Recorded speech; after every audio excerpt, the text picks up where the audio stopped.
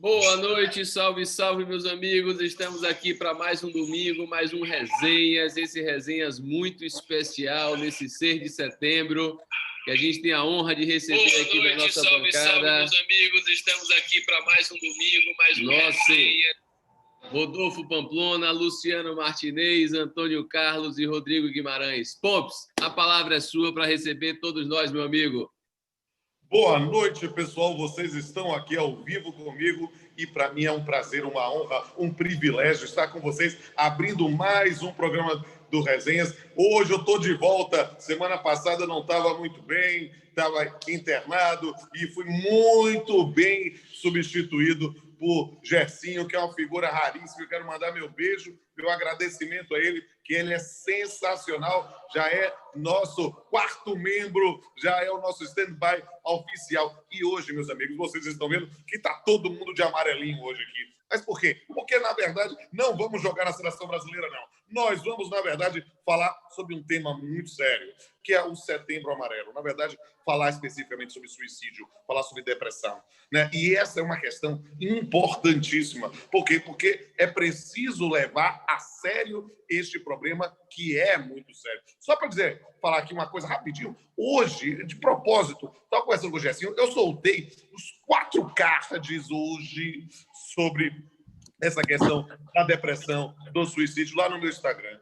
E a quantidade de mensagens inbox que eu recebi de pessoas dizendo de problemas decorrentes da depressão e dando seu testemunho sobre suicídio, seu testemunho sobre diversos outros problemas, é impressionante. Então, hoje é um programa especial falando sobre o Setembro Amarelo, falando sobre depressão, falando sobre suicídio. E nós vamos receber 2 grandes especialistas hoje, né? O professor Antônio Carlos Souza, que é psiquiatra e trabalha com várias técnicas e é um cara que é uma referência. Quando eu postei a foto dele, cara, eu recebi um monte de... Eu disse, gente, ele foi meu psiquiatra, gente, ele foi psiquiatra da minha mãe, gente, o cara é o cara mesmo. E estamos no ponto também o psicólogo hoje, Rodrigo Guimarães, uma grande figura também, que a gente descobriu aqui e que é sensacional também. Já vi referência, até de colegas nossos da magistratura indicando, eu digo, olha só,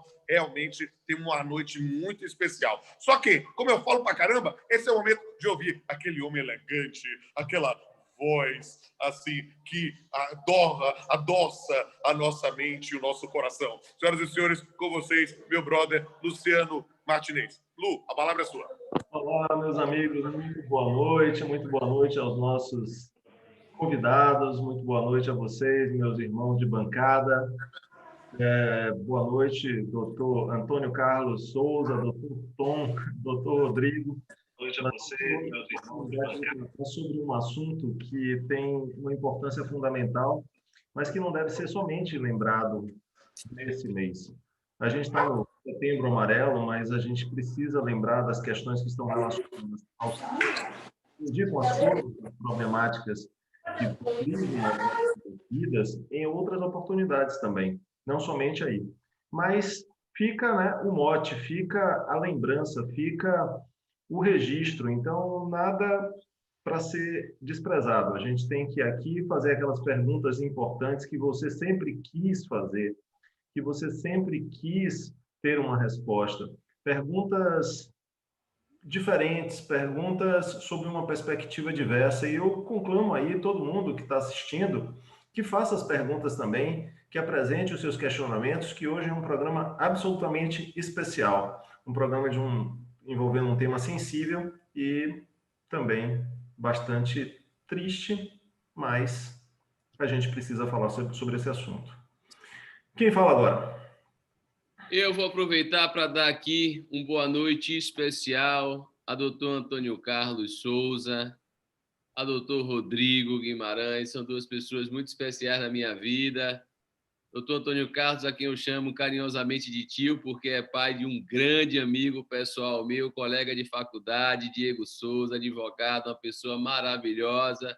E Rodrigo, porque é uma pessoa que tem me acompanhado aí de uma maneira muito próxima, a partir de um diálogo com meu filho Guilherme, o auxiliando na sua trajetória de formação. Então, eu fico muito feliz em recebê-lo Tio Antônio Carlos, seja muito bem-vindo. Seu áudio está desativado. Bom, boa noite a todo mundo, boa noite a Danilo, boa noite a Luciano, Rodolfo, meu amigo Rodrigo, com quem compartilhamos inúmeros pacientes. Então, além de amigo, nós somos profissionalmente, nós somos bastante próximos. E esse comentário que o Luciano fez, eu acho extremamente pertinente, que o alerta é necessário, que haja um mês em que a gente fale mais é necessário, mas é preciso lembrar que as pessoas continuam com problemas psiquiátricos nos outros 11 meses.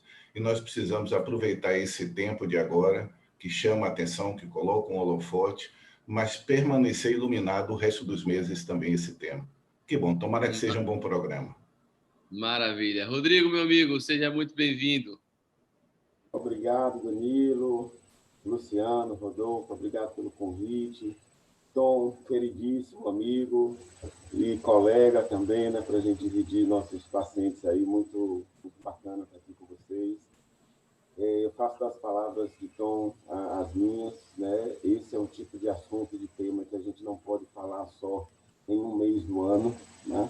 A todo momento as estatísticas são terríveis em relação ao suicídio, os números, mais tarde a gente vai falar um pouquinho disso.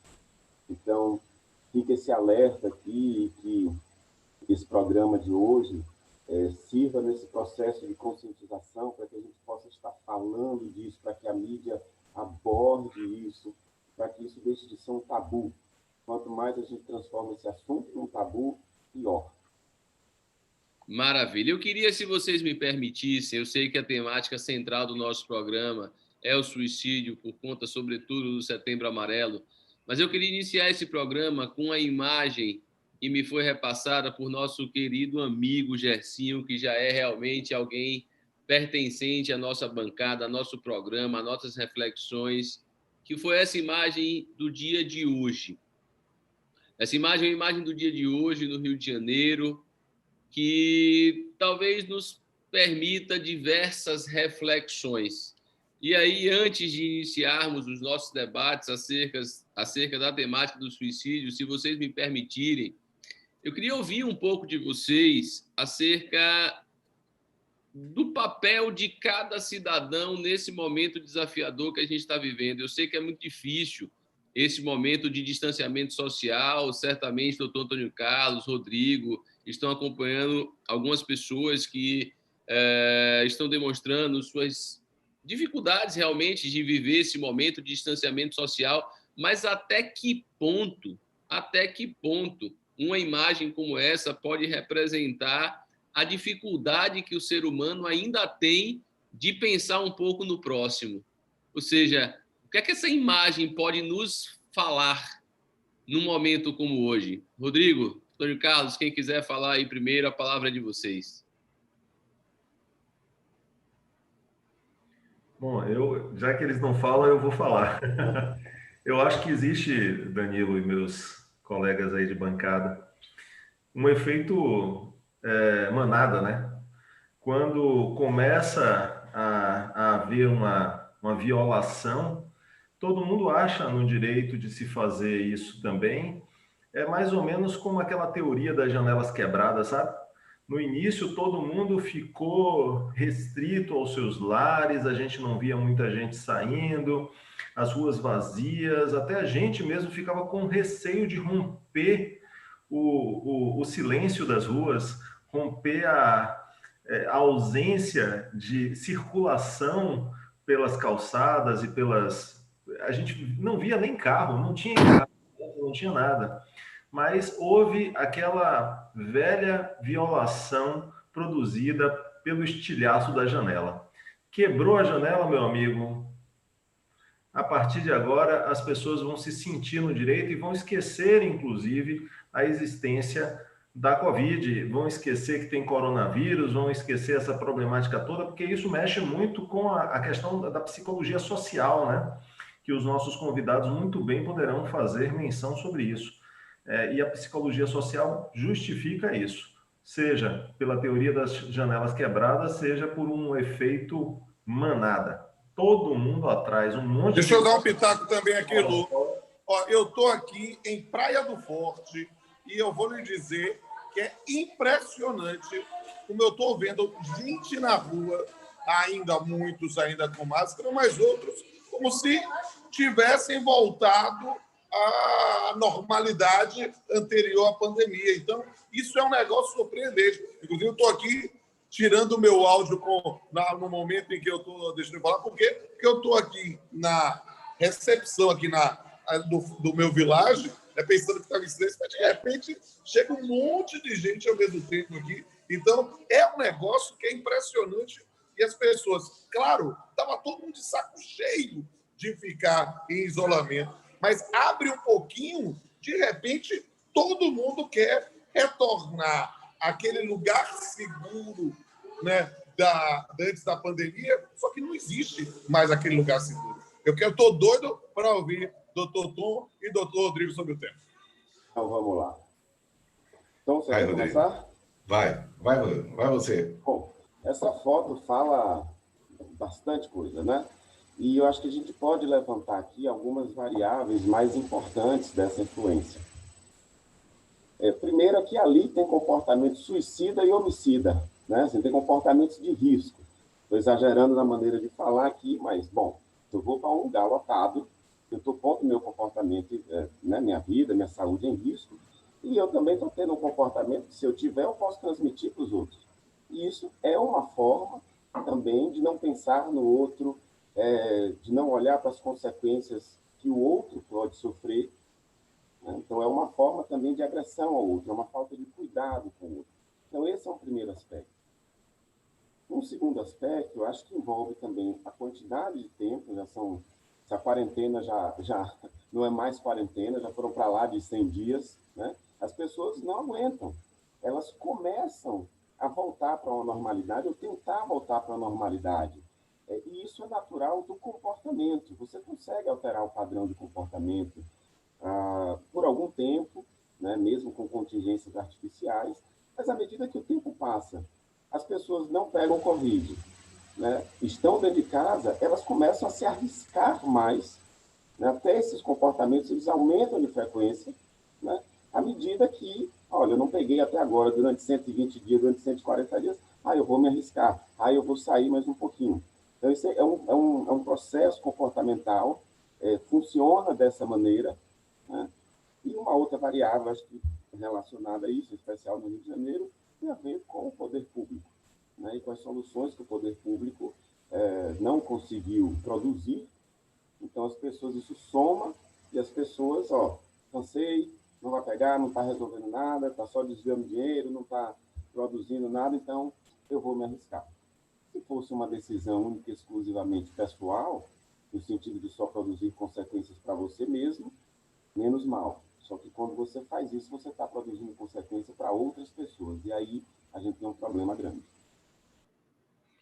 Interessante. Na hora que antes de começarmos o programa, o Danilo estava perguntando sobre dicas culturais que nós poderíamos dar. Eu falei de 2 filmes, mas agora, vendo a imagem e conversando, vocês escutando, eu me lembrei de um outro livro, que esse sim, eu recomendaria a todas as pessoas para lerem. É um livro chamado A Peste, de Albert Camus. Parece que o livro foi escrito hoje. Ele foi escrito na década de 40, pós-guerra. É um livro absolutamente atual, com tudo, desde os conflitos de não se divulgar estatística, desde os privilégios, desde os atos irracionais, tudo. E até a abertura, em que próximo da abertura, pessoas tomam decisões absolutamente impulsivas. Então, esse seria a minha antecipada, porque eu acho que é o livro mais atual e está sendo muito pouco falado dele. Eu nunca vi ninguém se referir a ele.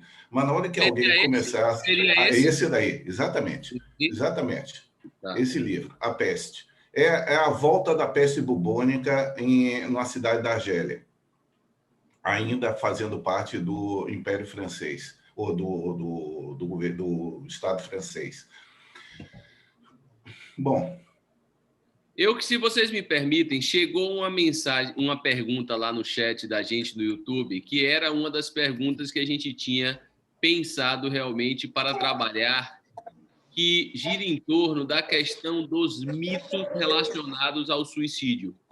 E o colega Lauro de Campos pergunta a nós: seria também mito não se divulgar os altos índices de suicídios para não incentivá-los? Eu aproveito essa pergunta do Lauro e trago à colação aqui para o debate as questões relacionadas a esses diversos mitos relacionados ao suicídio. Doutor Antônio Carlos, se puder iniciar aí um pouco dessa fala relacionada aos mitos. Então, deixa eu complementar essa pergunta aqui. Diga, Rodolfo. Porque uma das coisas que, já para pegar essa questão da estatística, mas antes disso, para deixar o doutor Antônio Carlos à vontade, é que uma das coisas mais interessantes para mim, nesse mundo, às vezes, de superstições, crendices ou falsas cientificidades, é que as pessoas, às vezes, e note que essa questão do Setembro Amarelo, essas postagens que a gente faz para a questão de alertar as pessoas sobre os problemas da depressão, dos perigos, né, da possibilidade de suicídio, é que as pessoas dizem assim, olha, você quer falar disso mesmo? Você não acha que se você falar demais sobre suicídio, as pessoas vão querer se suicidar? Aí eu digo, meu Deus do céu, eu quero complementar essa pergunta justamente, não somente em relação aos dados, mas até mesmo falar do suicídio. Essa crença de que falar do suicídio pode, na verdade, estimular, é algo que deve ser levado a sério ou não? Doutor Antônio Carlos, a palavra é sua. Desculpa aí interromper, mas é que eu queria falar, perguntar muito isso. Rodolfo, e todos, isso é rotina de consultório. Um paciente que chega ao consultório de um psiquiatra, que tem com ideação, com pensamentos que são negativos, ele não vai expressar, principalmente porque ele está adjunto do familiar. E se nós perguntarmos algo diretamente para ele, já passou algum pensamento de natureza autodestrutiva na cabeça, algo desse tom? Invariavelmente eu vejo o familiar regalar os olhos, tipo assim, você vai perguntar isso? Você é maluco? Existe um ditado popular que diz, não se fala de corda em casa de enforcado. Todo mundo, não sei se as pessoas conhecem esse ditado. Tipo, onde aconteceu o problema não se toca. Na realidade, onde aconteceu o problema é que a gente tem que tocar. É em casa de enforcado que a gente precisa falar de corda. E esse temor de que, ao se perguntar... Imagine uma situação que fisicamente é impossível. Uma força irresistível contra uma resistência inabalável. Fisicamente, isso é um conceito impossível. Mas a ideação suicida do paciente e o medo da família de tocar nesse assunto cria uma situação de impasse. O paciente não toca porque sabe que vai receber uma reprimenda moral. Aliás, talvez isso seja a pior coisa que um paciente com ideação suicida possa ouvir. Você é maluco, é? Quer matar sua mãe? E seus filhos? Vá se divertir, rapaz. A ideia sempre é essa, espairecer, divertir e sempre culpabilizando. Então, de um lado está a família temerosa, que não toca no assunto, vendo algo acontecer. E do outro está o paciente que teme, e ele vai ter. E tem estatística, até para passar para Rodrigo depois, já mostrando que no mês anterior a uma tentativa de suicídio, um ato suicida, há sempre relatos de que o paciente deixou pistas do que estava acontecendo. Mas as pessoas não escutam o que ouvem, valendo a diferença entre os dois verbos. As pessoas não escutam o que ouvem. As pessoas podem ouvir, tipo, o paciente não vai dizer eu quero morrer. O paciente vai dizer estou cansado, não aguento mais. Se Deus me levasse, seria uma bênção. Acho que está chegando minha hora. Não é algo assim tão racional e tão diretivo, dito, gente, eu quero morrer. Aliás, na minha opinião, depois eu vou passar para o Rodrigo para ver, na realidade o paciente ele não quer morrer, ele quer deixar de viver daquele jeito. É uma ótica diferente. Então, você perguntar a uma pessoa, você quer morrer? É diferente de você perguntar, como é que você está vivendo sua vida? Essa vida que bateu no paredão para ele, A única saída plausível para ele é não mais sofrer ou não mais fazer sofrer aos outros, que é uma coisa que passa sempre pela cabeça do deprimido. Eu estou estragando a vida de minha família, então é melhor que eu me vá. Rodrigo? Vamos lá. É isso aí mesmo, então. Bom, falando de mídia, aí eu vou pegar o gancho, então, é mito. Não falar sobre o que a mídia não possa divulgar, que não pode, isso é um mito. A gente deve falar, a gente precisa falar, né? Muitas vezes nós vamos ouvir de maneiras indiretas mesmo, algumas vezes de formas até direta, e a gente vê que não é só um pensamento de acabar com a vida, tem alguns estágios aí, já tem gente que já está planejando, né, de como fazer isso, né? Talvez o mais importante aqui agora é da gente entender a tentativa de suicídio, o suicídio, como uma forma última, brutal de fuga. Está tão sofrido, está tão difícil para mim a minha vida, por N razões, e aí, né, depois a gente pode discutir isso, que eu não encontro formas de melhorar, e a única forma de eu não sentir essa dor, esse sofrimento, é me matando.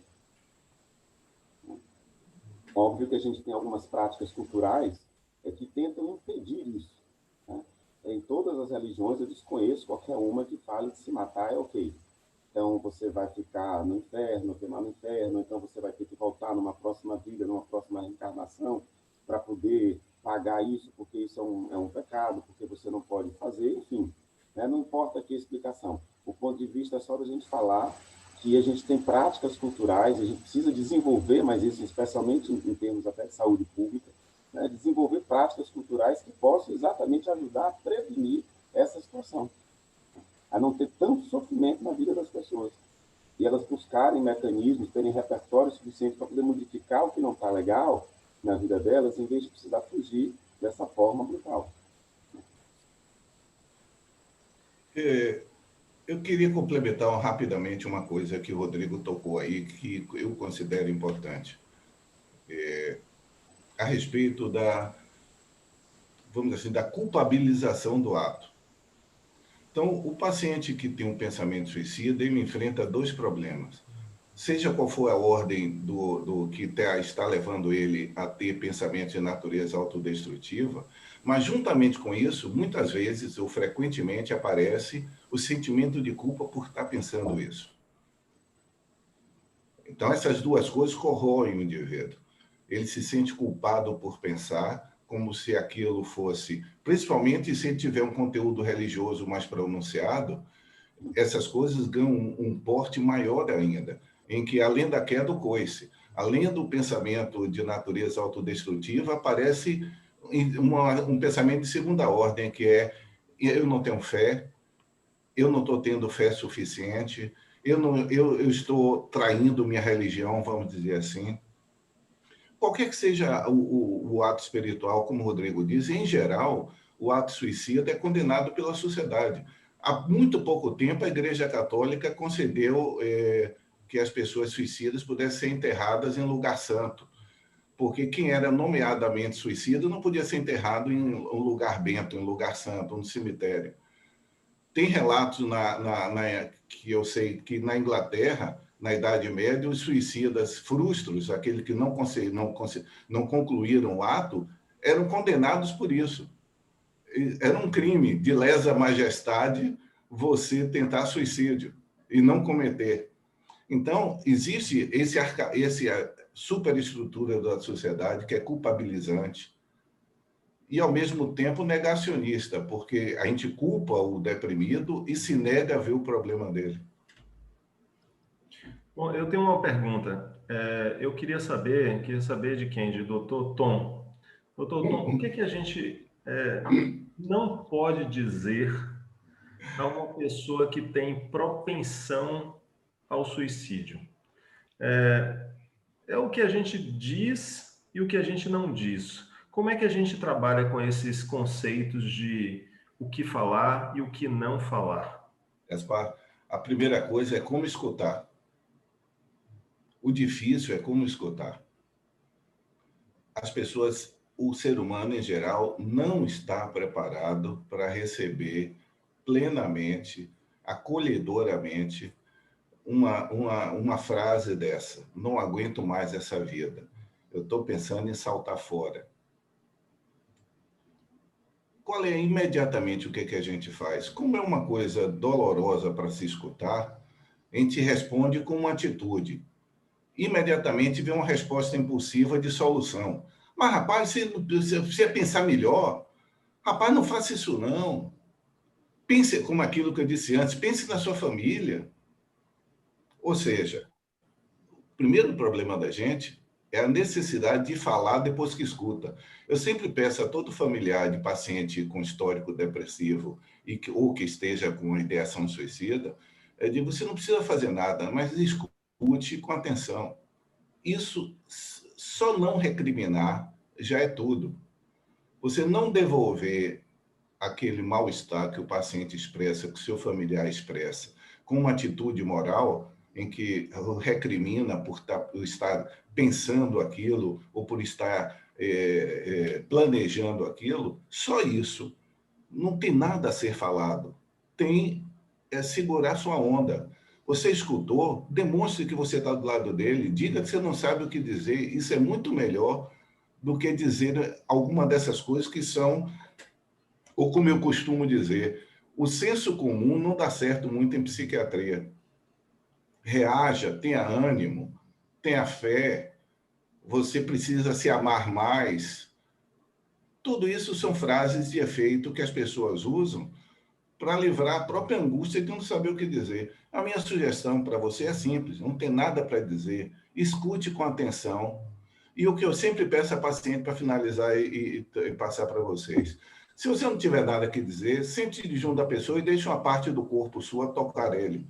Deixe um pé tocando a pessoa. Não isole a pessoa dentro de uma recriminação. Se eu não sei o que dizer, o toque fala muito mais do que a gente. Você está próximo do ponto de vista físico, simplesmente bota a mão aqui. Não precisa dizer nada, não. Não precisa consolar a pessoa. Mas ela saber que ela não está dizendo um absurdo. Só para entender bem, não se deve dizer nada, ou seja, deve se calar e simplesmente manifestar o afeto e dizer, olha, eu não tenho o que dizer, ou porque as pessoas costumam dizer alguma coisa, né? Pois é. Ainda Mas o grande lance, Lu, é ouvir mais do que falar, sabe? A gente fica nessa sensação de impotência, a gente fica querendo falar alguma coisa, dizer, mas não tem o que você falar, tem o que fazer, e fazer é escutar, sabe? Apoiar. Eu digo com liberdade que esse é um tema que cabe a todos, mas eu tenho pessoas muito próximas a mim que tentaram se suicidar. E é complicado, a gente não sabe. Não tenho 10 passos a tomar quando alguém tenta se suicidar. Não, você, na verdade, tem que ouvir. Vocês me conhecem, eu sou o mais histriônico de nós três, né, assumidamente, mas eu tenho essa coisa. Então, eu digo, já que eu não posso falar nada, eu abraço, entende? Eu tenho essa coisa assim, eu digo, vamos chorar junto? Quer chorar? Chora. Fala aí, eu quero ouvir. E sabe, eu não sei, eu não tenho preparação médica, eu tenho a preparação da vida, né? E nesse ponto, digamos assim, fico feliz, porque essas recriminações que a gente tem, seja da religião, seja da visão social, elas só jogam a pessoa mais para baixo. Entende? Eu não sei se o que eu vou falar aqui agora tem uma relação direta com essa conotação que a gente acabou tratando aqui do suicídio, mas se a gente parar a própria análise da psiquiatria mesmo, ou seja, o quão desafiador é, a gente usa como um adjetivo pejorativo o louco. A gente vira para a pessoa, você é louco, esse cara é louco. Ou seja, a gente tá numa sociedade em que encara, me parece, se eu estiver errado aqui, Rodrigo, Antônio Carlos, me corrija, mas assim, a sensação que eu tenho enquanto pessoa é que a gente, na sociedade que a gente vive, a gente encara as questões psíquicas ou psicossociais como, por incrível que pareça, até hoje, algum tipo de aberração, algum tipo de estranhamento, algum tipo de desvio. Assim, me parece estranho você virar para uma pessoa hoje e criticá-la com esse adjetivo. Poxa, esse cara é louco. Eu não sei o que é que representa dizer a alguém, esse cara é louco. Rodrigo, quer falar algo? Sim, é isso mesmo. Eu concordo 100% com você, Danilo. É exatamente isso. Né? A gente cria tabus, a gente... Ai, não posso dizer que eu tenho psicólogo. Ir para psiquiatra, não, é coisa de maluco. Não, ninguém pode saber que eu estou tomando remédio. O que é que tem de... Quantos clientes que eu tenho no consultório, pacientes que eu quero que vão para psiquiatra, precisa tomar remédio, e tem uma resistência brutal. Não, mas tomar remédio, psiquiatra, o que é que vão pensar de mim? E aí, falando no que é que vão pensar de mim, eu queria puxar esse gancho. Acho que Rodolfo tocou num ponto muito importante em cima da resposta de Tom, que a gente precisa marcar aqui. A dificuldade de ouvir e de acolher e de se conectar afetivamente com o outro, que está ali desesperadamente precisando de ajuda, fala muito mais da incapacidade de quem está ouvindo, de quem está recebendo aquilo, do que da capacidade de quem está falando. A coragem que uma pessoa precisa ter para poder falar que tem ideação suicida, que pensa em morrer, ou que está planejando, já está, vamos falar assim, no estágio superior, é um nível de coragem, de necessidade de ajuda muito grande. E aí as pessoas, por terem uma dificuldade enorme de ouvir isso, elas querem fugir disso. Aí vem essas frases de efeito todas que o doutor Antônio Carlos falou, como se fosse simplesmente ligar um disjuntor, desligar um disjuntor. Né? Você precisa melhorar a sua autoestima. Não pense nisso, não. Se fosse fácil assim, eles já não estariam pensando nem falando. Então, isso fala muito mais sobre a incapacidade do ouvinte do que de quem está pedindo ajuda. Eu quero voltar um pouquinho, um momento aqui, Danilo, por favor. É um verbo que o Luciano usou a respeito de não poder falar. Não, não é não poder. Entre falar essas coisas e simplesmente calar, é melhor calar. Não é ignorar. O que eu estou me referindo não é que eu não possa falar. Se vocês já tiverem, talvez seja até uma coisa importante um dia vocês fazerem, é com um representante do CVV, do Centro de Valorização de Vida, que é uma entidade que não é médica, não é psicológica, nada, mas que tem um treinamento de escuta, de pessoas que ligam de madrugada para o CVV para dizerem, e pelo telefone fica mais fácil a pessoa dizer isso, né? O meio digital facilita uma intimidade maior do que a presença física, né? A presença física inibe muito a pessoa. Então, ao telefone existe, agora eu não me recordo o número do CVV, mas no CVV existe um treinamento... Qual? 188. 188. Então, o treinamento do CVV é um treinamento de escuta, de não sair distribuindo solução para um problema que você não conhece. E quem é que faz? Aí entra o outro lado, que é não punir a família. Quem é que pode dar suporte à família? É o profissional. O profissional que lida com o paciente deprimido, ele está com duas variáveis ao mesmo tempo. Duas pessoas que estão fragilizadas. O paciente pelo quadro patológico dele e a família pela impotência e ignorância. Ignorância no sentido de desconhecer o que fazer. Então, para que não soe a ideia de que as pessoas não sabem. Não, não sabem. E muito profissional também não sabe. Muito médico também não sabe. Não é por ser profissional que necessariamente um ser humano sabe acolher uma demanda dessa. Porque não é fácil acolher. Porque a gente se obriga a ser salvador do outro. E vem essa resposta de meia tigela que aparecem aí. Né? Então, eu gostaria de chamar a atenção disso. Não é que a pessoa não possa falar, mas, em geral, a fala tem esse conteúdo moral. Se encara suicídio como... Aliás, foi uma frase, uma palavra que o Rodrigo usou, mas eu quero usar no outro sentido. O Rodrigo já ouviu e eu ouço inúmeras vezes. Doutor, eu penso em morrer, eu penso em me matar, mas não tenho coragem. Como se o ato de se matar fosse um ato de coragem. Não, é de desespero. No sentido literal. A palavra desespero, etimologicamente, é falta de esperança. Esperança em quê? Em que aquela situação que ela está imersa tem alguma solução possível. Na ótica da pessoa deprimida, por que a gente chama de depressão? Eu volto a me alongar. Pamplona, não é só você que se alonga, não, viu? Então, perdoe. Por que a gente chama de depressão? Depressão é um buraco. Você vê, está todo mundo, muita gente na estrada do corpo, você vê a 200 metros depressão na pista. O que significa? uma queda.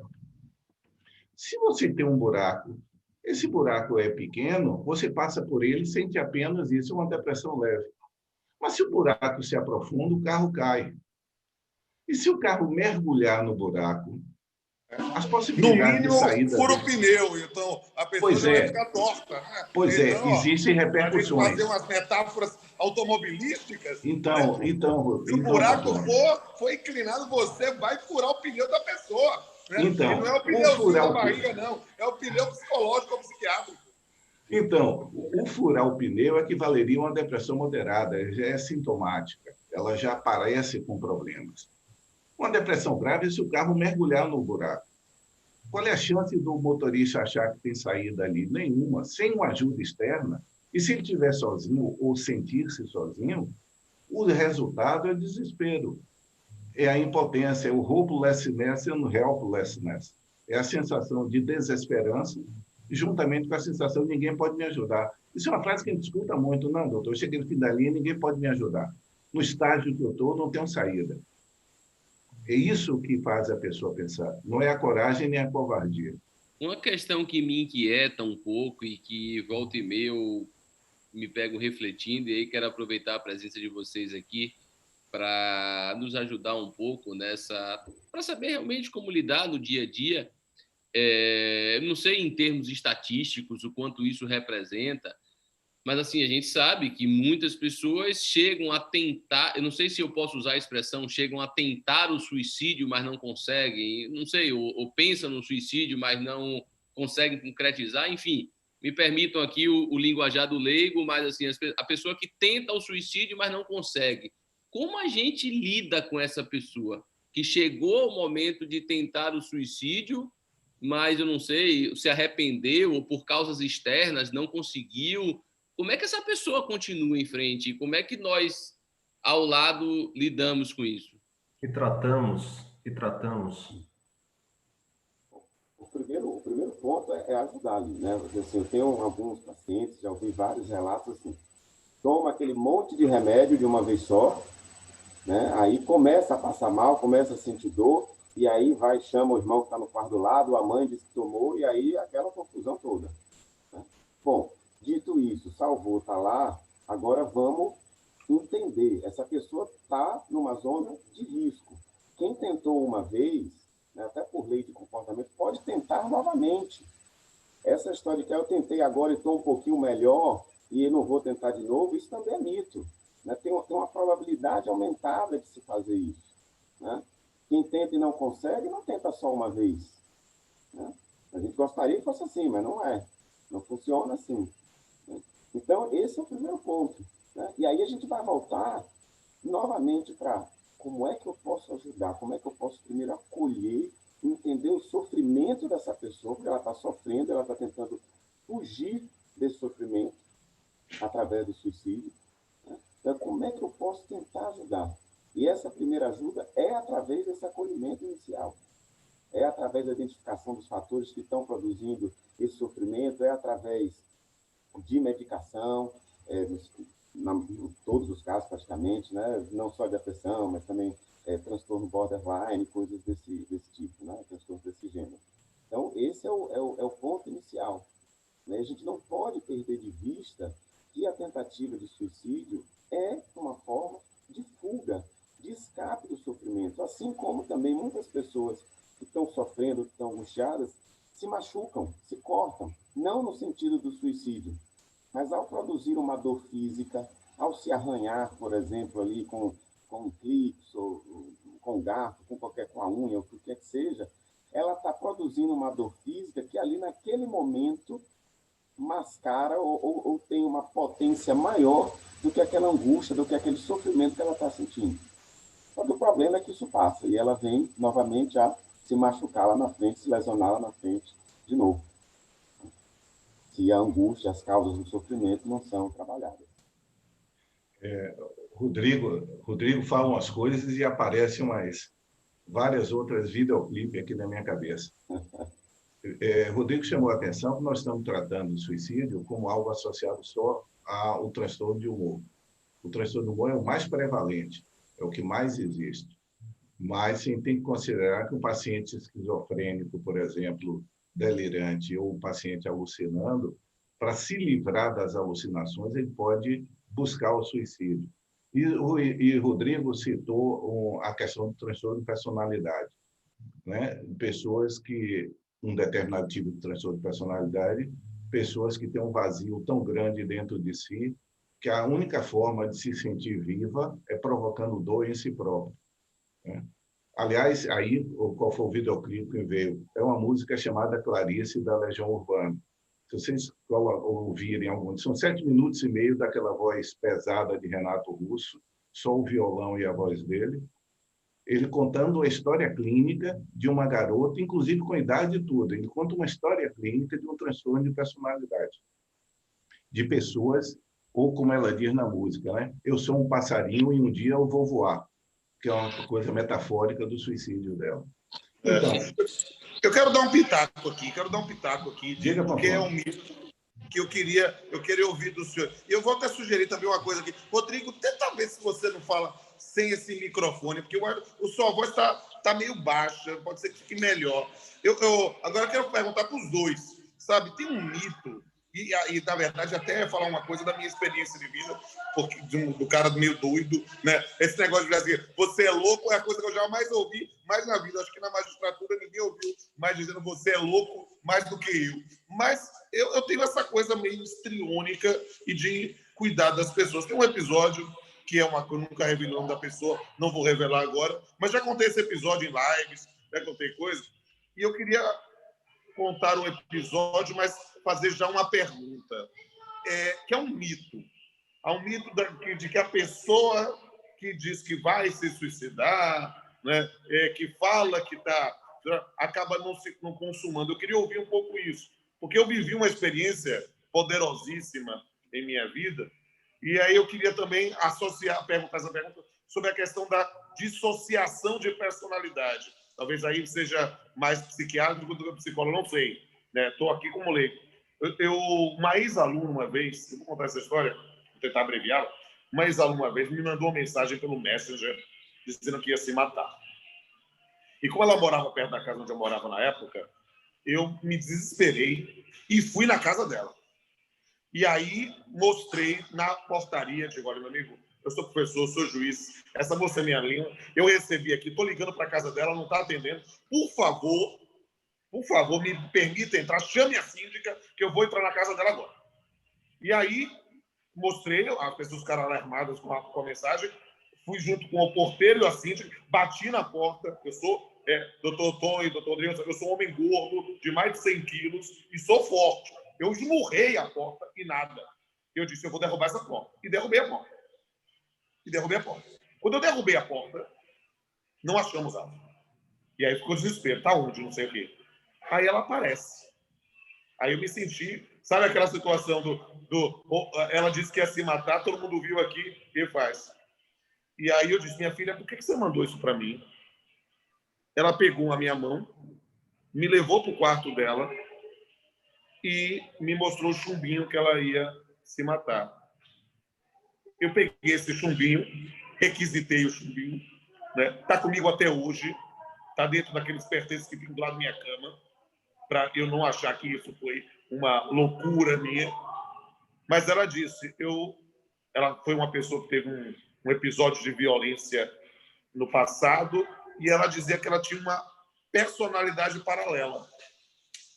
Uma pessoa que mandava essas mensagens. Ela está viva até hoje, eu a vejo, saiu da área jurídica, inclusive, mas foi algo tão poderoso em minha vida, né? Eu estou abreviando a história, porque é uma história muito longa, mas, sabe, eu tinha que fazer alguma coisa.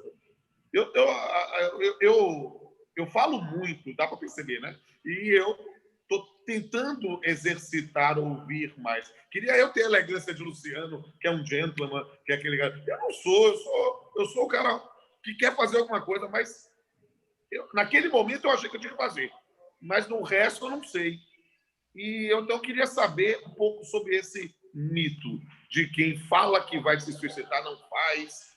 E o que é que eu faço em situações como essa? Pergunta os dois. Já falei demais.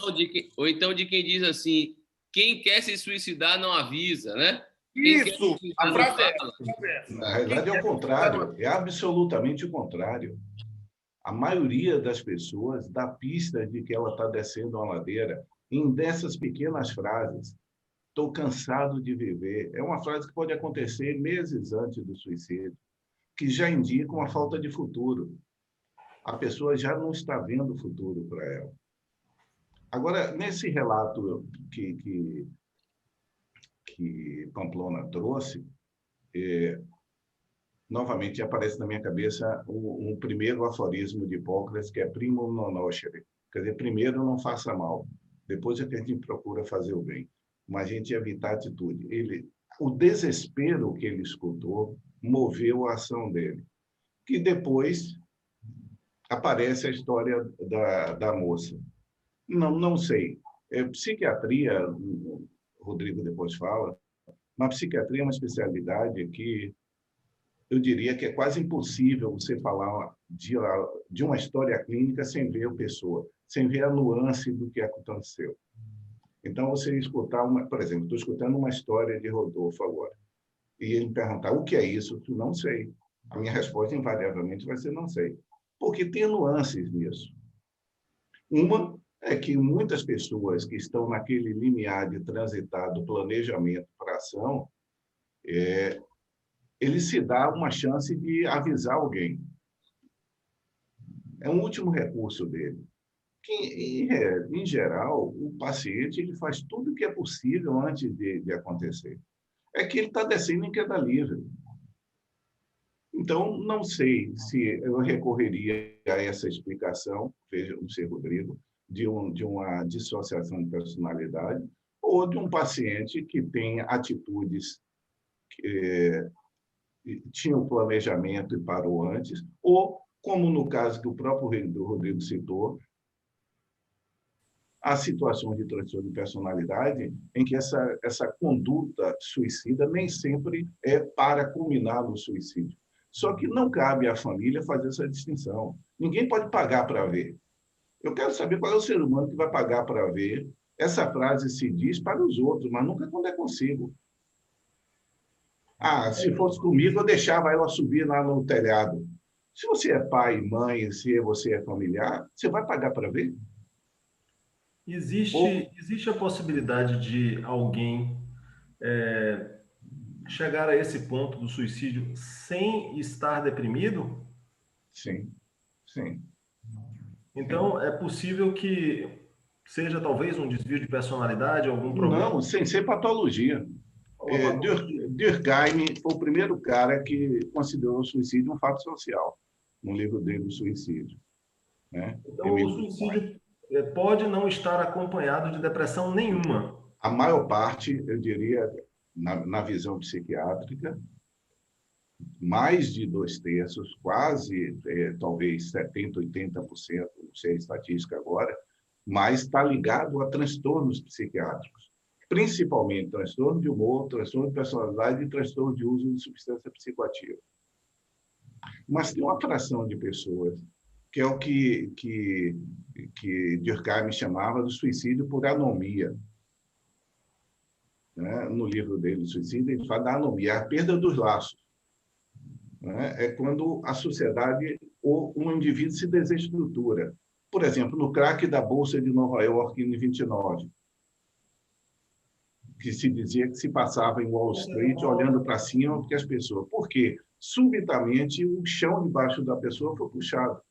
Então, essa pessoa pode ter um curto-circuito e, por um ato impulsivo, suicidar-se, sem que houvesse previamente uma patologia. Mas a maioria dos atos, esse a gente não tem como prevenir, porque depende do fato social, depende da estrutura social da pessoa. Aliás, caracteristicamente, quanto mais isolado uma pessoa, maior o risco. Um casamento ruim ainda é melhor do que não estar casado. Uma relação ruim, claro, eu estou falando algo caricatural aqui, mas no sentido que você ter laços, ou como a gente diria em psicodrama, ter vínculos, ajuda a nos segurar por adiar mais tempo e possibilitar ajuda. Pessoas isoladas, sozinhas, sem laços sociais, os misantropos, esses descem em cada livro. Então, eu queria trazer essa questão de que, sim, há possível, sim, mas a maior parte das pessoas estão dentro de situações. Os transtornos de humor, você tem como tratar, os transtornos de personalidade, você tem que aprender a lidar, e os transtornos de uso de substância psicoativa tem que também aprender a lidar com isso. Mas são os principais. E os transtornos psicóticos. Sim, só para finalizar, uma coisa que a gente não pode deixar de perguntar. O suicídio entre as crianças. Veja, eu sei que entre os adolescentes é uma coisa que até se justifica porque ele está na transição. Mas aquelas pessoinhas que têm idade inferior ali, sei lá, 12 anos, também podem estar inseridas aí nesse contexto de suicídio ou isso não acontece? É muito mais focado talvez para o Rodrigo. Eu não tenho experiência com a área de psiquiatria infantil. Tenho relatos, mas não tenho experiência direta com isso. Rodrigo? Eu também não, mas vocês estão me ouvindo? Agora sim. Sim. Melhorou muito o seu microfone. Vá, fale à vontade, quero te ouvir. Ótimo. A primeira questão, assim, até estatisticamente, somente de homem, está de 15 anos para cima. Né? Agora, tem uma questão da pergunta do Luciano, que o Tom estava respondendo, que é muito bacana, que é o seguinte, é da gente pensar no suicídio como um fenômeno multifacetado, multifatorial, onde, de fato, você tem um peso muito grande para as doenças psiquiátricas, em especial os transtornos de humor, né, mais aqui para a gente falar depressão, né, que é um transtorno de humor, é onde está mais associado, acho que bipolaridade também, e outros. Mas a gente entender isso, que tem vários fatores sociais, psicológicos, orgânicos, né, de doenças psiquiátricas. Por exemplo, pacientes com dor crônica, eles têm uma maior chance de tentar suicídio do que quem não tem essa condição orgânica, por exemplo. Né? Então, existem fatores. E sempre que a gente vai pegar um paciente, ou que está planejando, ou que já está achando que a vida não vale mais a pena, que já está pensando, ou que já tentou, a gente tem que identificar todos esses fatores. E o uso de substâncias, né, psicoativas que realmente o abuso delas, as listas ou ilícitas, podem levar, sim, a tentativa de suicídio. Né? E tem uma racional também, né? Como? Aquelas pessoas que cometem esse ato, né? De forma racional. A gente tem aí, por exemplo, relatam que aquela Leila Lopes, né? Que era uma atriz, ela escreveu uma carta, disse que cansou de viver e pronto. Né? Digamos que teria sido um ato fundado em racionalidade. Mas, se vocês me permitem aqui, a gente já está... Só uma coisa, Danilo. Quando você planeja, você está sendo racional. Né? O planejamento tem toda uma estruturação para você fazer isso. Não é, estou andando aqui na rua e vou me jogar debaixo de um carro. A pessoa já pensou, já fez aquilo, já pensou em métodos de morrer, de tentar suicídio que provoque menos dor, que em geral elas não querem passar sofrendo, né? Então tem algo rápido que não produza dor. Então, lê bula de medicamento, vê se vai sentir dor, se vai passar mal. Tem todo um processo aí. Né? Se vocês só me permitem, a gente já está chegando aqui para o final, precisamos falar das nossas dicas culturais. Eu confesso que eu queria ficar aqui muito tempo ouvindo e aprendendo. Eu assim, também estou aprendendo para caramba. Aqui. Confesso que eu tinha muitas perguntas realmente a fazer. Eu estou aqui tentando decidir entre duas que me inquietam muito para fazer. Eu estou quase querendo ser paciente dos dois aqui agora. Uma das perguntas está relacionada a algo que assim, nos é bastante próximo. Nós três aqui somos juízes do trabalho, a gente lida com as questões capital-trabalho e frustrações por parte de empregadores, de trabalhadores. E existe uma questão muito interessante, existe um prédio da Justiça do Trabalho no Brasil, que é o prédio do TRT de São Paulo, da Barra Funda, que ele acabou sendo um símbolo de suicídio no Brasil. É impressionante o número de relatos de suicídio que já houve nesse prédio da Justiça do Trabalho. seja por parte de trabalhadores, seja por parte de empresários. E se a gente leva isso num ambiente assim nacional, não sei se vocês se lembram, ano passado, acho que foi 2019, um empresário que se suicidou numa palestra de um ministro de Estado, acho que em Aracaju, em Sergipe. Enfim, a gente acompanha muito, é esse contexto só que eu queria trazer para vocês aqui. A gente acompanha muito suicídios relacionados com questões vinculadas ao trabalho. Então, a minha pergunta aqui que eu deixo para vocês, para a gente a partir do final, é: até que ponto o trabalho pode ser um instrumento importante eu não sei se eu posso perguntar na prevenção, mas assim, enquanto o trabalho pode ser algo importante para evitar o suicídio? Um bom trabalho, né? Um trabalho equilibrado, e aí eu não estou falando bom trabalho só no aspecto da remuneração, né? Esse é um fator. Mas você tem trabalhos que têm uma carga de estresse muito grande, né?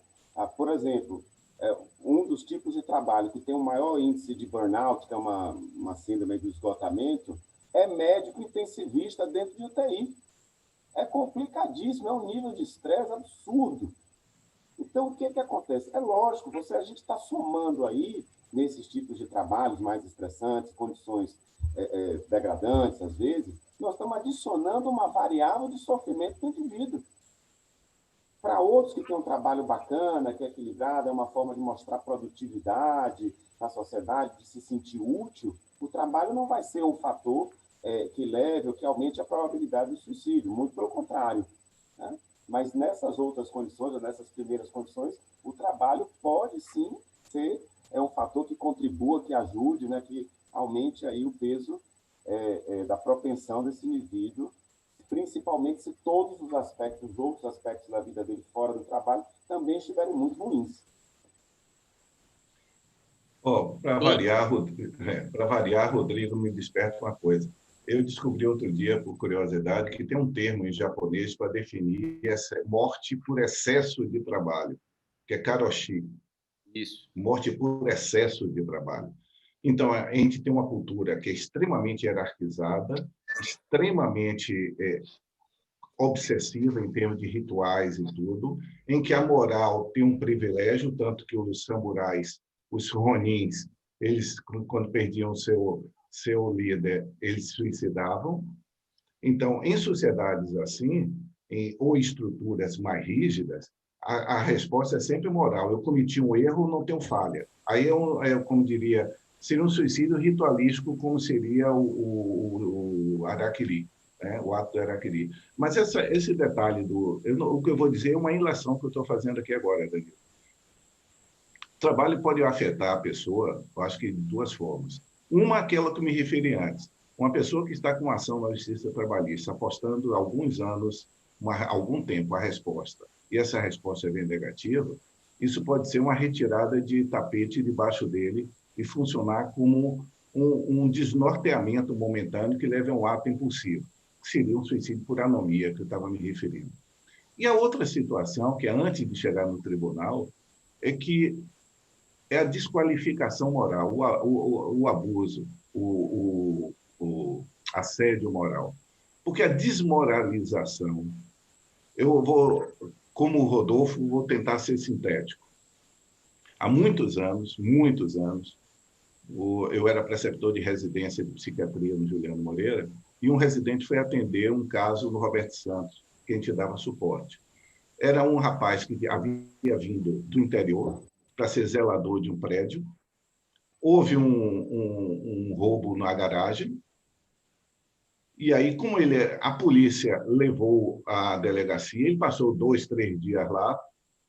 Ao voltar, ele estava tão desmoralizado por ter ido para a delegacia que ele suicidou-se com soda cáustica. Sobreviveu e passou a ter uma vida terrível, porque com queimadura de esôfago e tal. Mas isso é uma outra... A desmoralização ela tem um peso, voltando para a patologia, Luciano. A desmoralização tem um peso enorme, né? Uma pessoa íntegra ser exposta à desmoralização equivale a um milionário de Wall Street perder tudo. Ele perdeu tudo na desmoralização. Esse caso ficou muito marcado para mim. Era um rapaz simples do interior, sem patologia. Você citou esse caso do Juliano Moreira, eu me lembrei agora, a Gabriela, minha esposa, ela teve um cliente na Justiça do Trabalho, inclusive, ela é advogada, ele era funcionário de um sanatório e, ao lidar com os pacientes, com os internados, ele desenvolveu transtorno esquizofrênico, ele se tornou esquizofrênico pelo trabalho desenvolvido dentro do sanatório. Eu não sei dizer se ele já tinha esquizofrenia antes e ela se materializou a partir daí, mas dentro do contexto que chegou para ela foi isso, ou seja, ele trabalhava normalmente dentro do sanatório e acabou se tornando ou se materializando ali esquizofrênico. É possível a pessoa desenvolver esquizofrenia por conta disso, trabalhar não. com alguém Por conta disso, esquizofrênico? não. Por conta disso, não. Provavelmente não. Seria algo Provavelmente prévio dele, então, pré-existente. eclodiu ali. E eclodiu, apareceu ali. Seria pouquíssimo provável. Acho que como é que vocês analisam, só me permito aqui, já para partir para o final, a gente fala muito, e aí Rodolfo, que é juiz do trabalho, mas é autor e professor de direito civil, no direito civil, quando se fala em direitos à personalidade, etc., se fala muito no chamado direito à morte digna. Ou seja, seria, por exemplo, uma ortotanásia, não é isso, Pompos? Ou seja, o direito à morte digna. O que é que a ortotanásia, como é que a ortotanásia dialoga com a temática do suicídio, por exemplo? Se de alguma forma dialoga.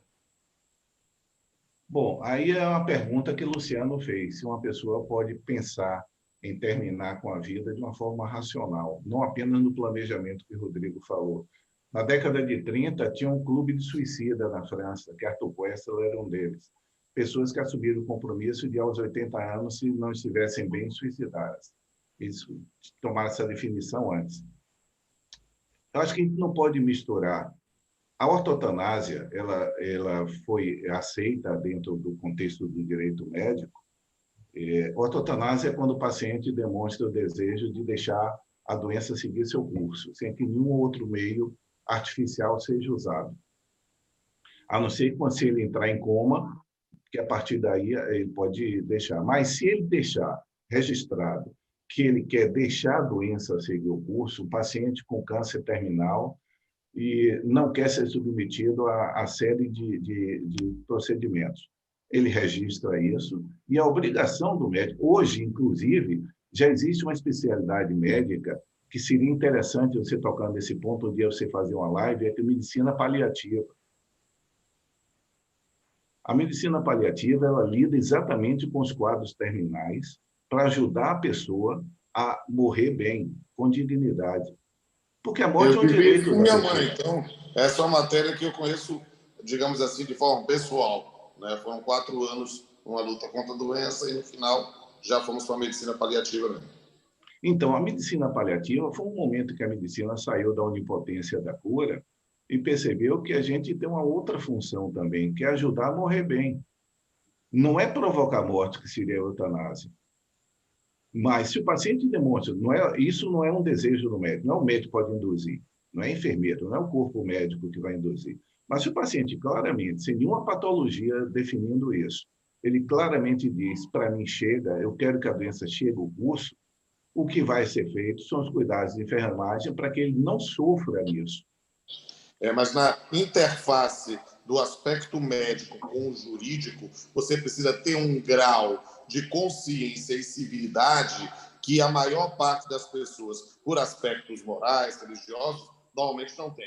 É um passo que precisa ser muito bem pensado.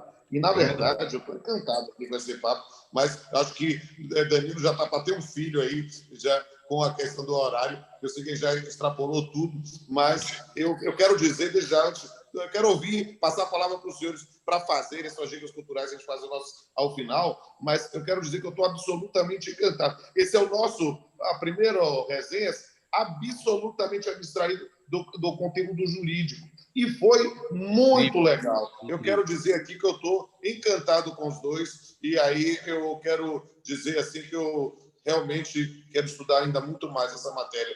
Eu acho que é um dever de coerência de quem quer ainda viver algum tempo e respeitar cada uma das pessoas. Muito obrigado. Até porque, se você me permite, eu digo isso muito quando falo de audiência trabalhista. E talvez um momento como esse aqui nos ensine muito, porque muitas vezes um trabalhador chega com um empregador na audiência trabalhista e a gente fica procurando a lide jurídica. O que é que juridicamente existiu naquela relação? Quando, na verdade, o grande problema que eles trouxeram para uma mesa de audiência é a lide psicológica que havia entre eles. É aquele conflito, seja decorrente de um assédio moral, seja decorrente de uma fala que foi dita no momento inoportuno, seja uma reação que foi dita num momento diferente, e eles acabam transformando aquilo numa lide jurídica e transformando um problema de uma relação interpessoal em um pedido de hora extra, em um pedido de adicional de periculosidade. E muitas vezes a gente, eu não vou dizer a gente consegue, mas assim, muitas vezes eles acabam numa solução amigável, que é um acordo judicial, pura e simplesmente pelo fato de termos tido escuta ativa. Ou seja, temos permitido que eles falassem durante a audiência sobre aquele conflito interpessoal que eles tiveram lá atrás e que veio à justiça por meio de uma lide jurídica. Isso é algo que acontece muito na justiça do trabalho. Mas vamos para nossas dicas culturais. Quem começa, Rodrigo? Pode ser. Minha dica aqui de hoje é um filme chamado Verônica Decide Morrer. É baseado no livro de Paulo Coelho, Verônica Decide Morrer. É uma história assim, muito, muito bacana. A Verônica, ela tenta o suicídio, né? Ela não morre, acaba internada no hospital psiquiátrico e um médico lá do hospital, utilizando um processo motivacional, ele fala para ela que ela tem uma doença no coração e que ela só tem 7 dias de vida. E isso transforma completamente todo o nível motivacional dela e ela começa a fazer um bocado de coisas e a viver a vida, já porque ela acha que vai morrer em 7 dias. Né? Então, transforma completamente a forma que ela estava tentando se matar e aí, nesses 7 dias, ela resolve aproveitar a vida. Né? Como o filme é antigo e o livro também, só que a questão é que ela não tem doença nenhuma. Né? O médico fez isso para poder transformar a motivação dela de viver, de aproveitar a vida. É muito bacana. O Verônica decide morrer, ela acaba decidindo viver. Exatamente. Perfeito, perfeito. Que bacana. Doutor Antônio Carlos. Mas, à medida que vocês vão falando, minha cabeça é um videoclipe. Então, à medida que eu vou escutando, as coisas vão montando aqui. No primeiro momento, eu pensei no filme Mr. Jones, com Richard Gere, para quem tem interesse no que é um quadro de um transtorno bipolar. É um filme muito antigo, da década de 90, Mr. Jones. Seria esse aqui, talvez? Isso, é esse daí. O segundo momento é o Sociedade dos Poetas Mortos, o filme de Robin Williams, que fala do suicídio adolescente. Né? É um filme que trata do suicídio de adolescente. Né? Vergonha, culpa, rigor, todo o universo de Sociedade dos Poetas Mortos. E o último, que é um livro... Só para dar um pitaco aqui, e quando a gente lembra que Robin Williams cometeu suicídio, isso é algo que torna ainda mais simbólico as lições desse filme. Robin Williams era um bipolar, era um paciente com transtorno bipolar. Se você lembrar Robin Williams no filme Vietnã e Robin Williams... Bom dia, Vietnã. Né? Você vê a rapidez com que ele fala aquelas coisas. E o terceiro filme, que é um filme fantástico, chamado As Horas, que é baseado no livro As Horas, que conta... são episódios sobre Virginia Woolf. São 3 histórias sobre Virginia Woolf, né? Que morreu por suicídio, tinha transtorno bipolar e morreu por suicídio. Né? As Horas. O livro é de Alexander Koenig, se não me engano. Mas o filme é excelente. Mas, enfim, essas são minhas dicas culturais e um lembrete. Deixa eu ver se, por acaso, o filme é esse aqui, só para... Deixa eu ver se é ele. Primeiro, deixa eu ver se é ele. Ou eu estou trocando os nomes. Eu acho que não é ele, não. Agora que eu estou pensando. Enfim... É com Nicole Kidman, não? Não. É um filme com Meryl Streep. É esse mesmo. Meryl Streep, Richard Harris. Deixa eu ver se... Espera lá. Parece esse. É com Mary Souza. Esse? É esse daí, exatamente. São 3 episódios, então, relacionados 9 com as indicações ao histórias de Oscar, Virginia parece. Woolf. Virginia Woolf. Seriam minhas dicas. E Beleza. o livro A Peste, de Albert Camus, para falar do momento da gente de pandemia. Não deixe de ler esse livro. Maravilha. Esse é um clássico. Posso partir para minhas aqui? Na Claro. verdade, deixei só uma dica cultural hoje, que foi um filme que realmente eu assisti recentemente, me marcou bastante e tem muito com a temática que a gente trabalhou hoje, que é O Vendedor de Sonhos, que foi um filme inspirado no livro de Auguste Cury, e traz um pouco dessa sistemática, inclusive num contexto de conflito capital-trabalho, porque o protagonista ali, ele traz à tona a figura de um empresário. Então, e tem relação com suicídio também, um filme bem bacana. Fica aqui como dica cultural de hoje, O Vendedor de Sonhos. E Lu, quais são os seus filmes? Bom, o meu filme, em realidade, eu não sei se o Danilo conseguiu aí a imagem, eu pedi agora aqui pelo chat, é um filme chamado Como Eu Era Antes de Você. Sim.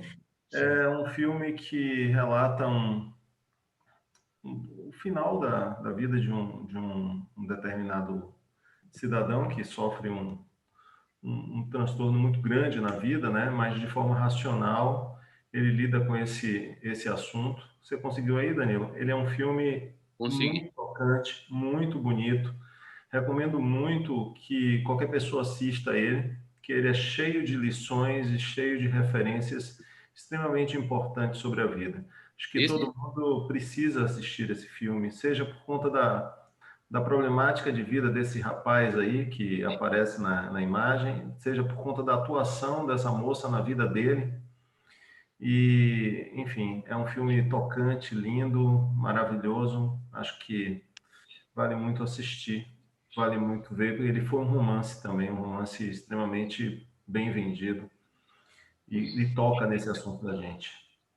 Certo. E a minha dica cultural, você sabe, o pessoal que acompanha a gente no evento, sabe que eu sou louco por filmes que tratam de relação com o professor-aluno, a ideia de discipulado. Eu coleciono isso, eu já sou um acumulador, um colecionador, e esse filme foi o filme que eu pude trazer também na temática dos transtornos mentais. É Gênio Indomável, né? Que eu não sei se Danilo consegue a imagem, né? Mas é um dos filmes do meu top 10, né? Sobre essas relações professor-aluno, especificamente no lidar com um aluno, né? Aqui mesmo, né? Com Robin Williams e Matt Damon.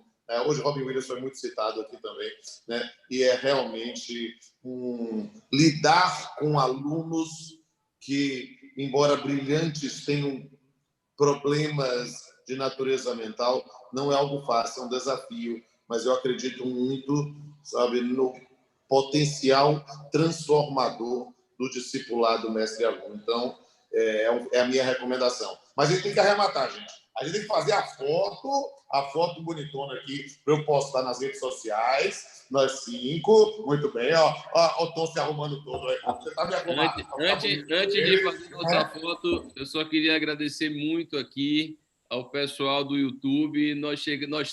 São 9h17, o nosso programa termina 9 horas, termina 21 horas, mas, enfim, foi difícil realmente acabar, está sendo difícil acabar. O pessoal no YouTube está pedindo, enfim, a todo custo lá que a gente faça um segundo momento. Várias perguntas foram trazidas, chegaram a sugerir já aqui no meu WhatsApp que a gente faça uma pauta com vocês, tratando do tema suicídio e depressão relacionado a questões sociais, ou seja, o papel das universidades, o papel do Sistema Único de Saúde, de que maneira a desigualdade social interfere nessa perspectiva. Enfim, as pessoas estão realmente trazendo para nós aqui sugestões de uma segunda pauta. Desde já fica mais do que o convite para vocês, porque eu não sei qual é a sensação de Lu e de Rodolfo, mas a minha sensação é de que realmente talvez tenha sido um programa em que a gente literalmente aprendeu. A gente Eu aprendeu. estou aprendendo muito, eu topo na hora. Marca a data, eu topo. Olha, eu tô facinho. Tô quase Sidney Magal. Me chama que eu vou. Na hora que você marcar, eu tô colado aqui. Acho que é muito importante. Manda meu beijo pro pessoal lá do YouTube, que eu tô no celular, não tô podendo acompanhar. Mas eu tô encantado com os dois também. Lu, quer falar mais uma coisa? Maravilha, eu quero dizer que a gente amarelou para tomar coragem para falar de um assunto tão difícil e tão delicado. A gente amarelou para ser capaz de dar a cara a tapa para falar sobre suicídio, que é um tema ainda muito delicado, porque sobre o qual existe muito tabu. Obrigado aí para o Dr. Rodrigo Guimarães, obrigado ao Dr. Tom, e obrigado aos meus colegas de bancada que amarelaram junto comigo. Tamo junto. Rodrigo, doutor Antônio Carlos, muito obrigado a vocês pela participação. Gente, eu que agradeço o convite, muito feliz, muito obrigado a vocês todos aí pela oportunidade de estar em contato com vocês e com o Tom, que é um queridíssimo. Para mim, a mesma coisa. Muito obrigado pela chance de nós passarmos essa noite trocando nesse tema, pela presença de compartilhar com o Rodrigo, uma pessoa extremamente próxima de mim, Danilo, e o conhecimento novo de Luciano e de Rodolfo. E para todas as pessoas que acompanharam, eu queria deixar só o final. Se você percebe que alguém próximo de você não está legal, em lugar de dar sugestão e recriminar, apenas se aproxime dele. Se deixe ser uma ponte para ele usar você. Não procure resolver questões que, na maior parte das vezes, estão fora da nossa capacidade de resolução. Na dúvida, procure a ajuda de um profissional, que seria sempre melhor. Com essa mensagem, meus amigos do YouTube, muito obrigado, boa noite a todos.